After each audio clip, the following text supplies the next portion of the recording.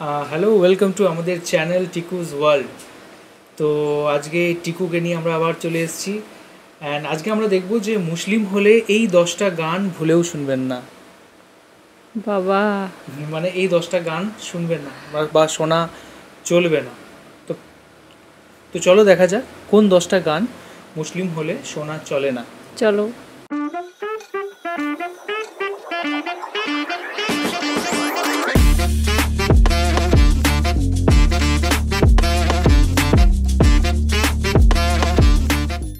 বলিউডের এমন কিছু গান রয়েছে যেগুলোর মাধ্যমে আল্লাহর সাথে শিরক করা হয়েছে। আপনারা জানলে অবাক হবেন, এই গানগুলোতে সাধারণ মানুষকে আল্লাহর সাথে তুলনা করা হয়েছে।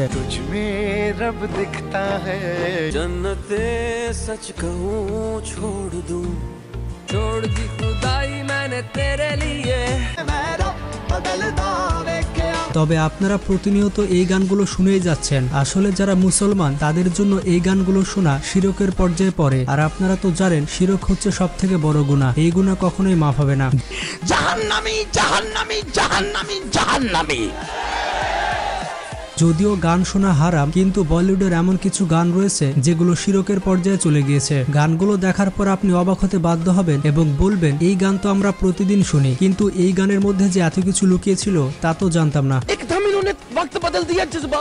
গ্যারান্টি দিচ্ছি ভিডিওটি শেষ পর্যন্ত দেখলে আপনি অনেক কিছু জানতে পারবেন। তো প্রথমেই রয়েছে ইয়ারা তেরি ইয়ারি। গানটি 2017 সালে রিলিজ পেয়েছিল এবং গানটি রিলিজ পাওয়ার পরে অনেক জনপ্রিয়তা পেয়েছিল। এই গানটি বন্ধুদের জন্য অনেক ইমোশনাল একটি গান এবং আপনাদের মধ্যে অনেকে এই গানটি শুনেছেন। আপনাদের উদ্দেশ্যে বলে দিই, এই গানের কয়েকটি লিরিক্স রয়েছে যেগুলো সরাসরি ইসলাম বিরোধী। তো আগেই বলে দিচ্ছি, এই ভিডিওটি মুসলিমদের জন্য স্পেশাল ভাবে তৈরি করা হয়েছে এবং যারা অন্য রিলিজিয়নের রয়েছেন তারা কিন্তু বিষয়টি পার্সোনাল ভাবে নেবেন না। ভিডিওটি শুধুমাত্র জানানোর জন্য তৈরি করা হয়েছে। তো যাই হোক, এই গানটিতে একটি লিরিক্সে বলা হয়েছে, তোমার বন্ধুত্বকে আমি খোদা হিসেবে মেনে নিয়েছি। তো বুঝতে পারছেন বন্ধুত্ব কখনো খোদার সমান হতে পারে না, কিন্তু তারপরও যে এই গানটি গেয়েছে সে হয়তো না জেনে এরকম একটি লাইন লিখে ফেলেছে।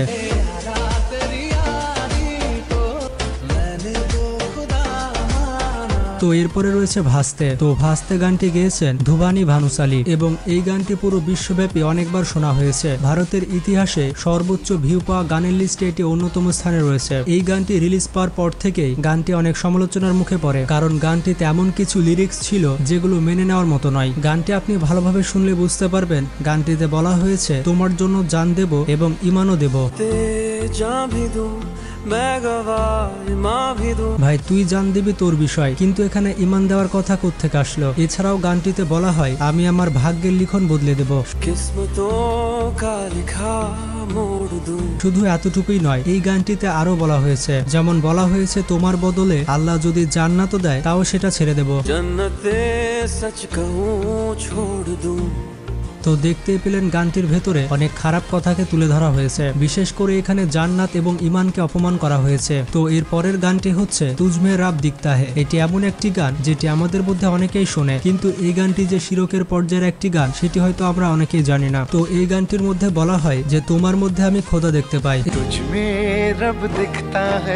এছাড়াও গানটির আরেকটি লিরিকে বলা হয়, সেজদায় তোমার প্রতি আমার মাথা নত হয়। কিন্তু আপনারা ভালো করেই জানেন যে মুসলমান আল্লাহ ছাড়া অন্য কাউকে সিজদা করে না। এখানে একটি মেয়েকে সিজদা করার কথা বলা হচ্ছে। এটি কত বড় একটি অপরাধ সেটি হয়তো আপনি বুঝতে পারছেন। সব থেকে দুঃখজনক বিষয়টি হচ্ছে, এই গানের মধ্যে শাহরুখ খান রয়েছে। শাহরুখ খান একজন মুসলিম হওয়ার পরেও তিনি এই গানটির বিষয়ে তেমন কিছুই বলেননি। তো এরপরে রয়েছে জান্নাত। জান্নাত গানটি গেয়েছেন বিখ্যাত গায়ক বি প্রাক। তো এই গানটির প্রত্যেকটি লাইনে আপনি জান্নাতকে খুঁজে পাবেন এবং জান্নাতকে অনেকবার অপমান করা হয়েছে। যেমন গানটিতে বলা হয়েছে, তোমার হাসিও জান্নাত এবং তোমার তাবিজও জান্নাত।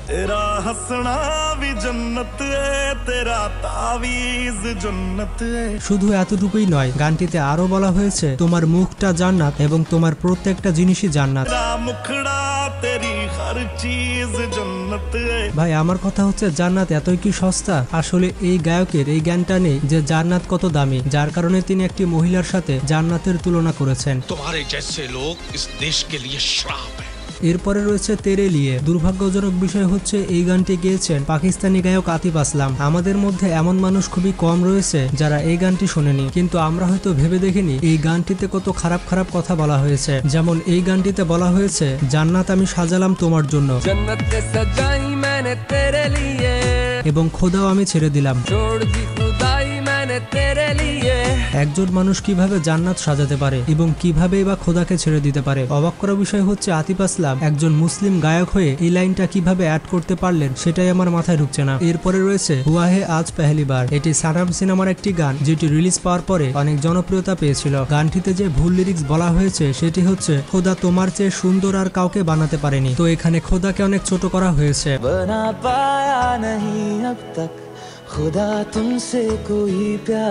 তাছাড়া গানটিতে কি বোঝানো হয়েছে তা আপনারাই ভালো বুঝতে পেরেছেন। তো এরপরে রয়েছে মাহিভে আনপ্লাগ ভার্সন। তো এই গানটি বিখ্যাত গায়িকা নেহা কাক্কার গেয়েছেন এবং গানটির একটি লাইনে বলা হয়েছে তোমাকে চেয়েছি রবের থেকেও বেশি। তো একজন মুসলিম রবের থেকে বেশি আর কাকে বা চাইতে পারে? তো গানটির এই লাইনটি অনেক খারাপ ছিল। তো এরপরে রয়েছে কিসমাত। এই কিসমাত গানটিও বি প্রাক গেয়েছেন। পাঞ্জাবি এই গানের দুইটি লিরিক্স অনেক খারাপ ভাবে লেখা হয়েছে। যেমন এই গানটির একটি লাইনে বলা হয়েছে আমি ভাগ্যকে বদলাতে দেখেছি এবং রবকেও বদলাতে দেখেছি। আসলে এটা কিভাবে সম্ভব হয়? একজন রবকে কিভাবে বদলাতে দেখতে পারে? তো এরপরে রয়েছে খুদা জানে। গানটি 2008 সালে রিলিজ পেয়েছিল। রণবীর এবং দীপিকার এই গানটিতে কয়েকটা লাইন অনেক বাজেভাবে লেখা হয়েছে। এখানে রণবীর কাপুর বলছে যে সে সিজদায় ঝুঁকে পড়েছে। তাছাড়া আরেকটি লাইনে বলা হয়েছে খোদা জানে আমার কি হয়ে গেছে।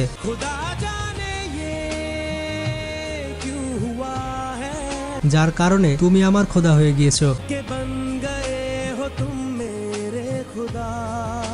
তো এই লাইন সম্পর্কে আর কি বলবো? মোট কথা হচ্ছে যে গানগুলোর লিরিক্স খুবই খারাপ সেগুলোই দেখবেন বেশি ভিউ পেয়েছে। আসলে মানুষ হারামের প্রতি বেশি আকৃষ্ট। তাছাড়া গান লিখবে গানের মতো, এমন অদ্ভুত কথাগুলো গানের মধ্যে কেন নিয়ে আসে? তো যেহেতু এই গানগুলো অনেক বিখ্যাত তাই আমরা মনের অজান্তে গানগুলো গুনগুন করে গেয়ে যাই। তো এখন হয়তো আপনি বুঝতে পারছেন যে আপনি কত বড় ভুল করেছেন। তো ভিডিওটি বেশি বেশি বন্ধুদের সাথে শেয়ার করে তাদের।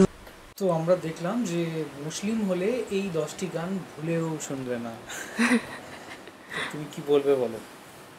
আমার সেরকম কিছু মনে হয় না। মুসলিম হলে এই 10টি গান আর শুনে কী হবে? আর এখানে যে কথাগুলো বলছে যে খারাপ বলা হয়েছে ওইগুলো আসলে মজা করে বলা হয়েছে, এত সিরিয়াস করে কিছু বলা হয়নি। কারণ গানের সাথে মানে ছন্দ মেলানোর জন্য কিছু কিছু তো বলা হয়, আর এখানে পুরো গানটা মেলানোর জন্য আর সেরকম করে যতটা খারাপ বলছে ততটা খারাপ কিছু বলা হয়নি। না, এখানে মেন ব্যাপারটা হচ্ছে তুমি হয়তো বুঝতে পারোনি। এটা হচ্ছে মেন ব্যাপার হচ্ছে কি যে মুসলিমদের হচ্ছে আল্লাহর থেকে বা খোদা থেকে ভগবানের থেকে কাছে ছাড়া ঝুঁকা ছাড়া আর কারো কাছে মানে ঝুঁকবো না। সেটা তো মানে আমি প্রণাম একমাত্র মানে ভগবানকেই করতে পারি, অন্য কাউকে করতে পারি না। কিন্তু এখানে বলছে যে তোমার ভালোবাসায় আমি ভগবানকে পেয়েছি, কোথায় বলছে আমি স্বর্গ সাজিয়েছি তোমার জন্য, বুঝতে পেরেছো? হিন্দিতে ওয়ার্ডগুলো বলা হয়েছে। হ্যাঁ সেটা বলা হচ্ছে, বুঝতে পেরেছি, কিন্তু আমি বলছি ওটা তো গানে বলা হচ্ছে, ওটা কি আর সিরিয়াস ভাবে বলা হচ্ছে? সেটা তো অবশ্যই। অ্যান্ড গানের ক্ষেত্রে আমার মনে হয় যে যেটা হচ্ছে একটা আর্ট, তাই না? আর্টের মধ্যে এর মধ্যে যদি অত খুঁটিনাটি যদি আজকে আমরা সব জিনিসটা ভেবে দেখি তাহলে গান বানানো যাবে না। জিনিসটাই হচ্ছে দেখবো যে আমরা যে উচিত নয় করা, কোনো জিনিসই করা উচিত নয়। এমনকি আমি যেটা শুনেছি, আপনারা সব ভালো বলতে পারবেন, যে আমি শুনেছি যে এটা যে মুসলিমদের নাকি গান শোনাটাও নাকি হারাম বলা হয়, মানে গানও নাকি শোনা যায় না। তো সেক্ষেত্রে তো কোনো সব জিনিসেই তো ব্যান হয়ে গেল।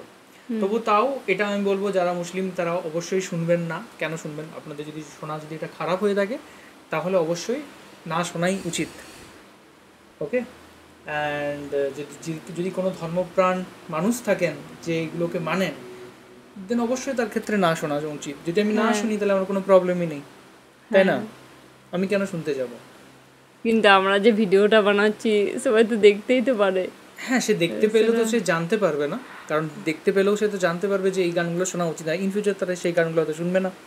কিন্তু এটাই তো একটু হলেও শোনা হয়ে যাচ্ছে, একটু জানা যাচ্ছে। শোনা গেলে গানটা শোনা একটা জিনিস, শোনা এনজয় করা একটা জিনিস, হচ্ছে জানা আরেকটা জিনিস। সেটা ঠিক, মানে এটা গানের লাইনগুলো বলে দিচ্ছে।